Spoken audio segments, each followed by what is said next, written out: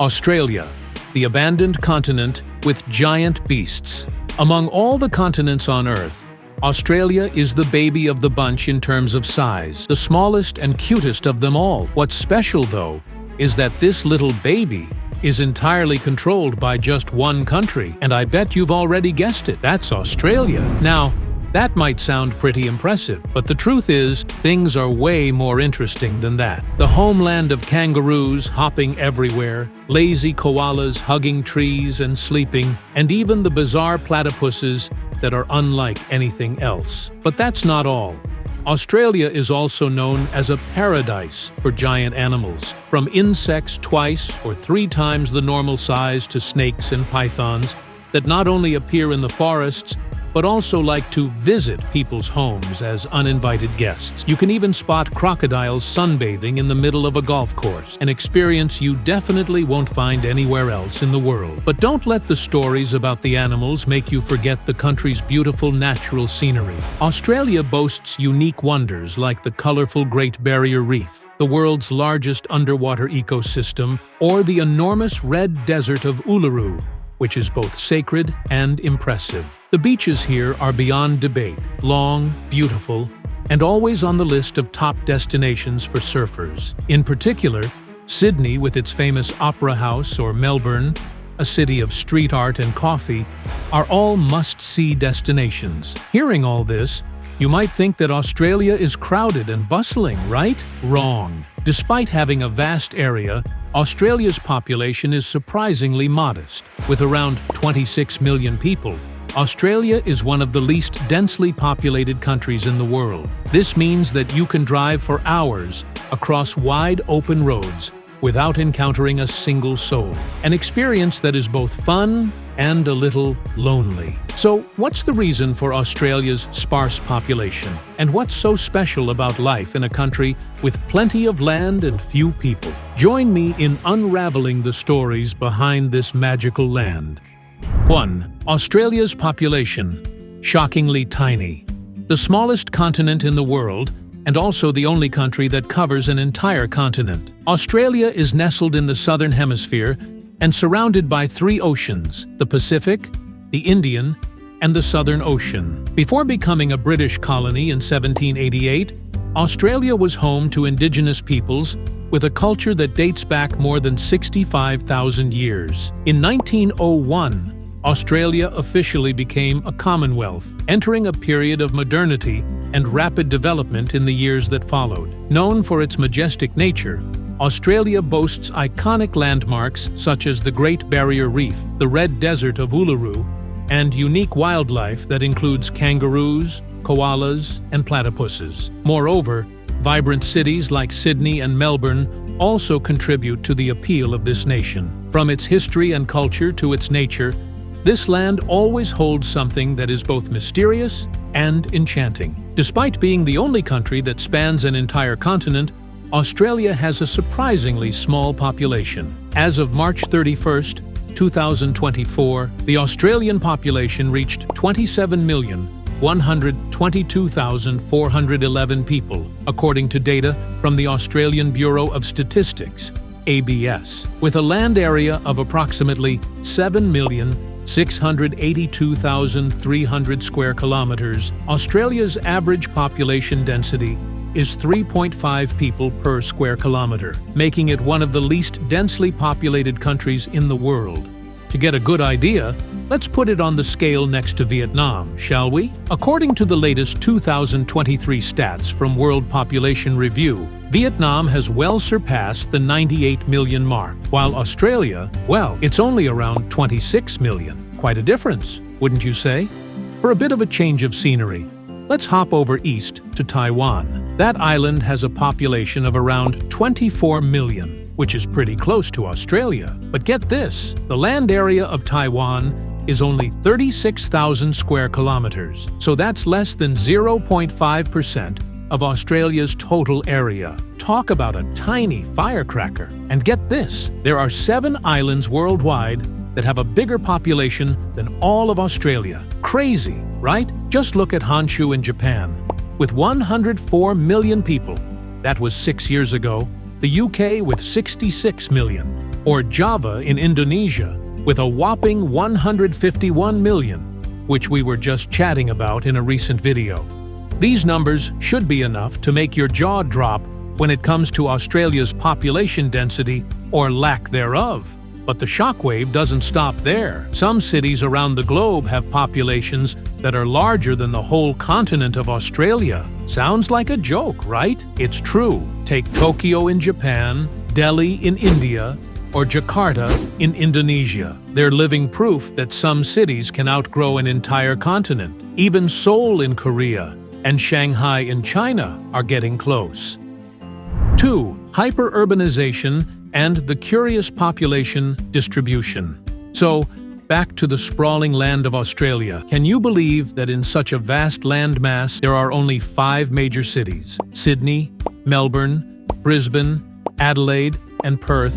And get this, 2/3 of the entire Australian population live in these cities. You got to admit that Aussie cities know how to charm. Australia is also the champion of urbanization. 90% of the population is all crowded in cities big and small, while those cities only take up less than 0.3% of the total land area. Look at a map of Australia's population distribution, and you'll see the green and red patches are pretty tiny. That's where the population is. Half the population is making a home in the red areas, and the other half has chosen the green. What's even more interesting is that around 85% of Aussies live within 50 kilometers of the coast. This one-of-a-kind population distribution not only creates contrasting landscapes, but also makes coastal cities like Sydney and Melbourne major points of attraction. Sydney, the capital of New South Wales, is Australia's most prominent icon. It's home to the Sydney Opera House, an architectural marvel with its unique sail-like design, and the Sydney Harbour Bridge, a favorite destination for those who want to challenge themselves with a bridge climb to admire the city's panoramic views. Visitors can also visit Bondi Beach for surfing or relaxing under the sun, or explore the Rocks District with its historic cobblestone streets and ambience. In addition, the nearby Blue Mountains National Park is a haven for those who love the wilderness. Melbourne, the capital of Victoria, has a completely different style. Dubbed the cultural capital of Australia, this city stands out with colourful, artistic laneways like Hosier Lane, leading museums like the National Gallery of Victoria, and its diverse culinary scene, especially Melbourne coffee, considered to be among the best in the world. The city is also an ideal destination for sports enthusiasts, with the legendary Melbourne Cricket Ground, MCG. If you want to get away from the city, you can join tours along the Great Ocean Road to admire the blue sea and spectacular cliffs.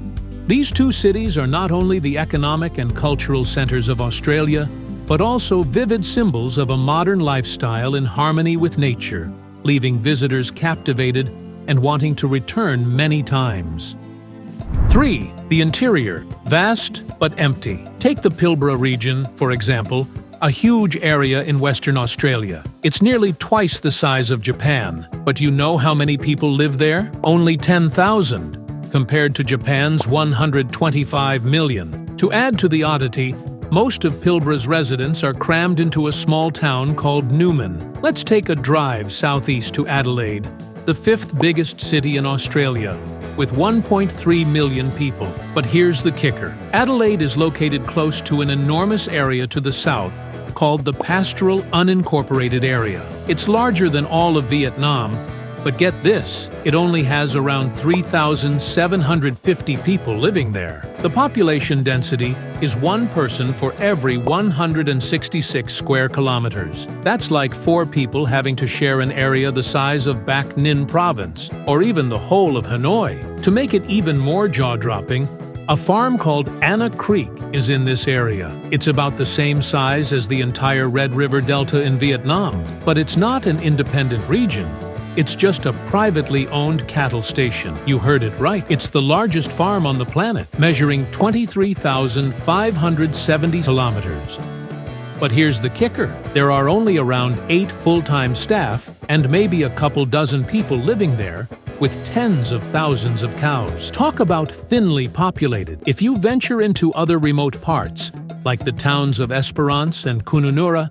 Those two towns are so far apart that driving from one to the other will take you 35 hours straight, a distance of about 3,200 kilometers. But on that epic trip, you'll only pass by about 70,000 people in total. Just imagine driving from Hanoi to Saigon and back, and still seeing fewer people along the way. Kind of crazy, right?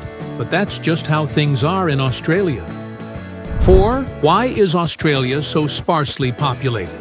So, what exactly makes Australia's population so low? The first answer most people think of is the desert. It's true, the Australian continent has huge, ancient deserts with lots of dangerous animals and insects. But that's just one tiny piece of the puzzle. There are a lot of complex factors involved. Firstly, Australia is pretty close to the South Pole, and it's constantly being battered by icy currents from the Southern Ocean, making it too cold for water to evaporate and create rain clouds. Secondly, the Great Dividing Range in the east acts like a wall blocking all the moisture from the Pacific, creating a rain shadow effect that leaves most of the continent dry. To make things worse, the mountains are quite small. The highest peak, Kosciuszko, is only 2,228 meters above sea level. These low mountains just can't lift the air enough to cool it and cause rain.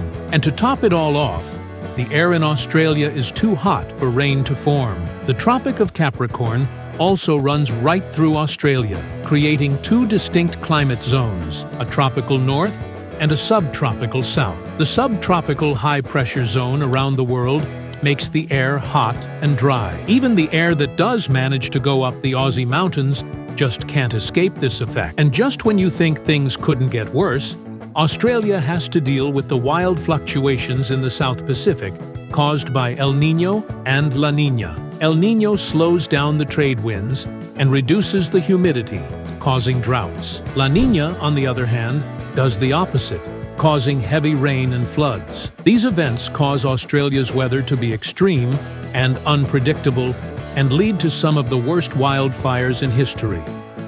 5. Adventurers and the Europeans arrive. For thousands of years, only two visitors came to Australia: the dingo, a type of wild dog brought over around 8,300 years ago, and the Europeans, who arrived in the 17th century. In 1606, the Dutch stumbled upon Australia, but they didn't plan on settling there. Then, 50 years later, a Dutch ship was wrecked. 75 people survived, and 7 went to find help, finally reaching Batavia, Jakarta today, with the news. But the search was unsuccessful, and those 68 missing people are still a mystery to this day. The British finally set up the first permanent settlement in Australia in 1788 with 1,300 people.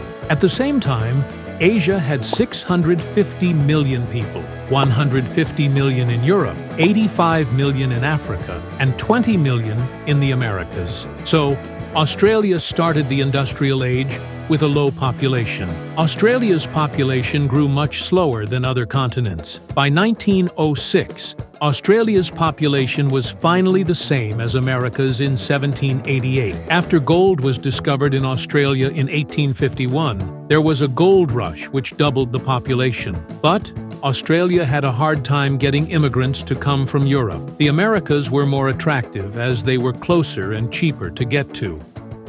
6.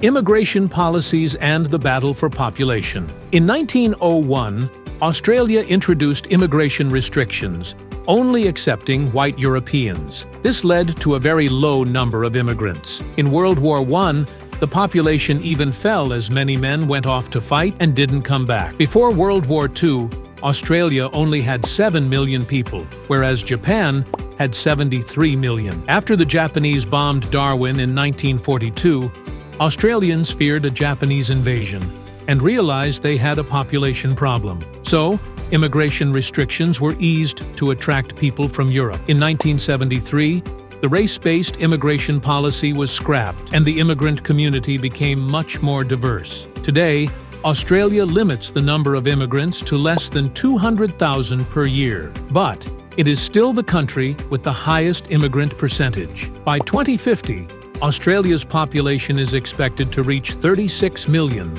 similar to Canada. Australia has had to, and will continue to, face many environmental challenges to prosper. It's a hard fight for this country.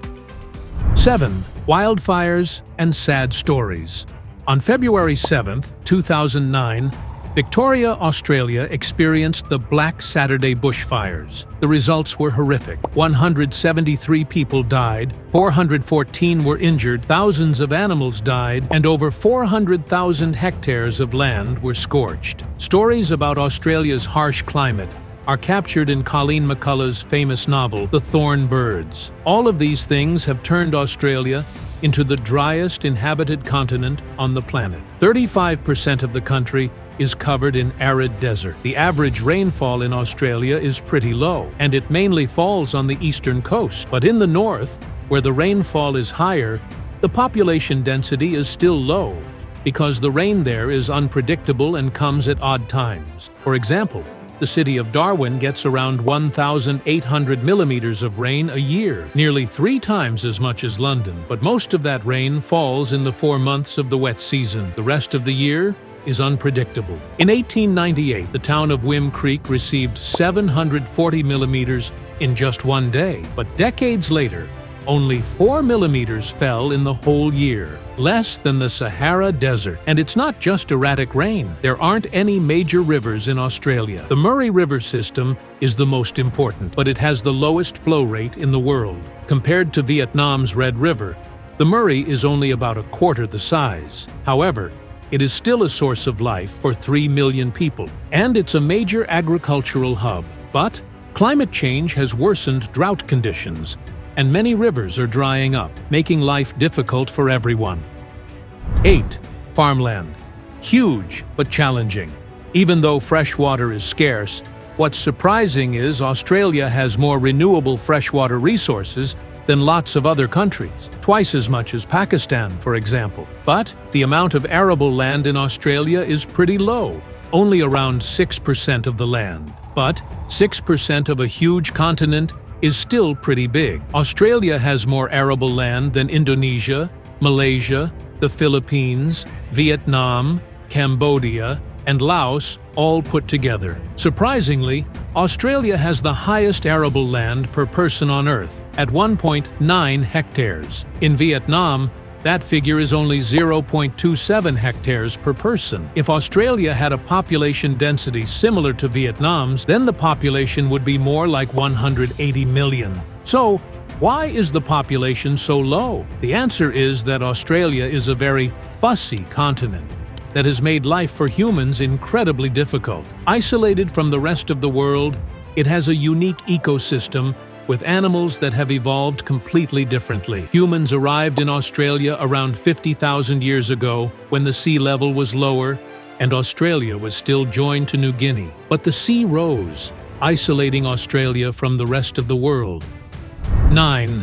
The intertwined threads of people, economy, and nature in Australia. Australia isn't just famous for its wild landscapes, it's also one of the countries with the highest quality of life in the world. Despite having a population of only around 26 million, the country boasts a thriving economy, with a per capita income among the highest globally. It's not just about abundant natural resources. Australia also has a top-notch education and healthcare system, along with a friendly and enviable living environment. One of the cornerstones of the Australian economy is its mining industry, with iron ore, coal, and gold production ranking among the world's best. Agriculture is also crucial. Even though arable land is limited, Australia is still a major exporter of wheat, beef, and wine. And let's not forget tourism, which contributes significantly to the GDP, drawing millions of visitors each year to marvel at iconic landmarks like the Sydney Opera House,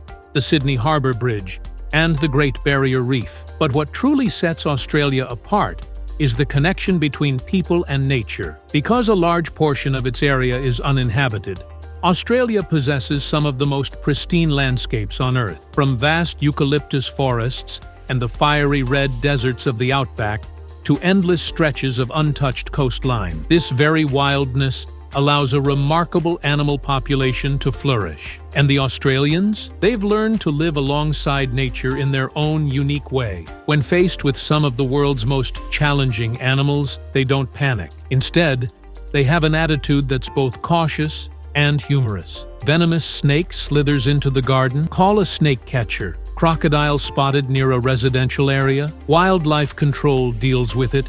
Kangaroo hopping across the road. Australian drivers are used to slamming on the brakes. And insects. Huntsman spiders the size of your hand might freak out tourists, but for Australians, they're harmless and even help catch cockroaches. Conclusion? So, there you have it. A strange continent of Australia. A huge land with a tiny population, harsh natural conditions, and a fascinating history. Despite the many challenges, Australia is still trying to grow and build a brighter future. Hopefully, through this story, you've seen just how magical and diverse our world is,